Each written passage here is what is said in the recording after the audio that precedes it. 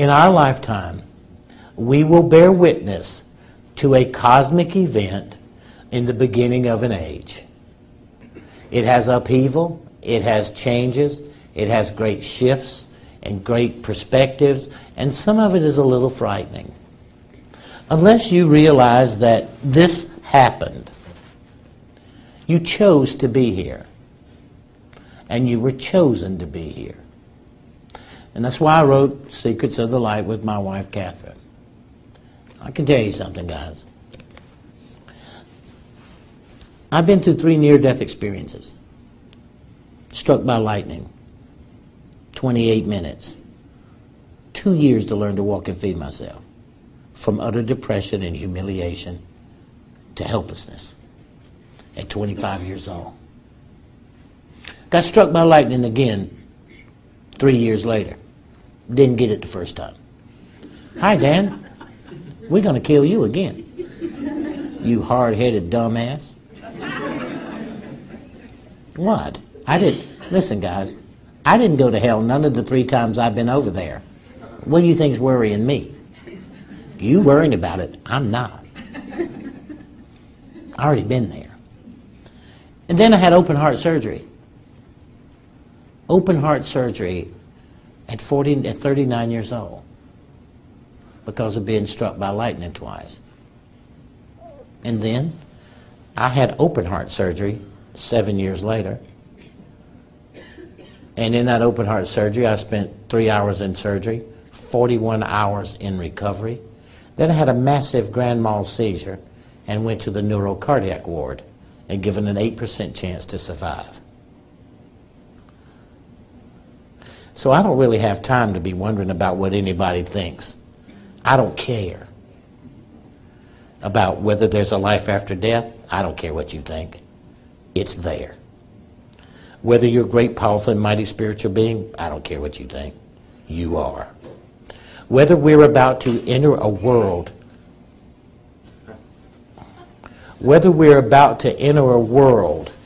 that our ability to perceive the world around us is going to expand. By no choice, by no studying, by no getting ready, your ability as a spiritual being is going to go from here, which is what we most see, to about here. You're going to see things on the side of you. You're going to see movements. You're going to see energy in between you and the person that you're talking to. You're going to perceive thoughts. You're going to see beings that you thought were dead being able to get closer to you and to have conversations with you, because as this compression of time comes, because the damn universe is moving, reality expands. The Mayans taught about it. Everybody's taught about this. Why I picked the Mayans is it's 2 hours from Houston. And why I picked the Mayans is when I get done in the jungle, I go to Cancun, drink some liquor.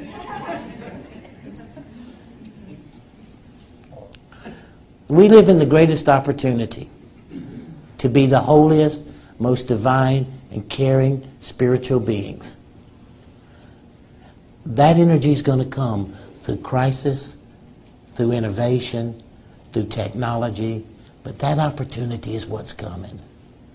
And when you look at it like that, and you understand that there are so many things and principles that you are capable of using now that you haven't been able to use in any of your last lifetimes that didn't happen 26,000 years ago.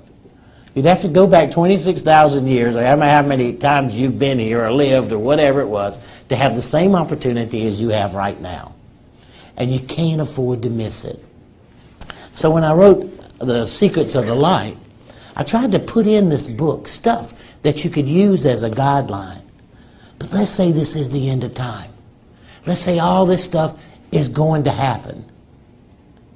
And then stop. Is it already happening?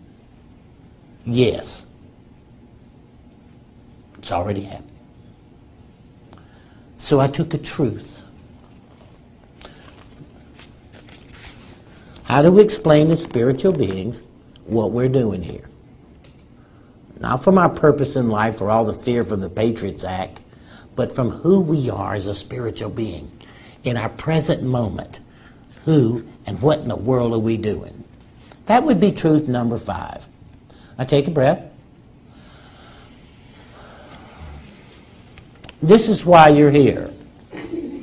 We choose to be alive at this time and at this place and at this point in history, because never before have we had such a glorious opportunity to display our individual power and presence. Think of this. When someone gives us a gift, we call it a present. The present we have been given today is right now. And this is the exact moment you truly know that we can make a difference. So when you stop, guys, and you look around, no matter what's going on, and you think about the fact that the only thing you're paying attention to is where and how you can make a difference.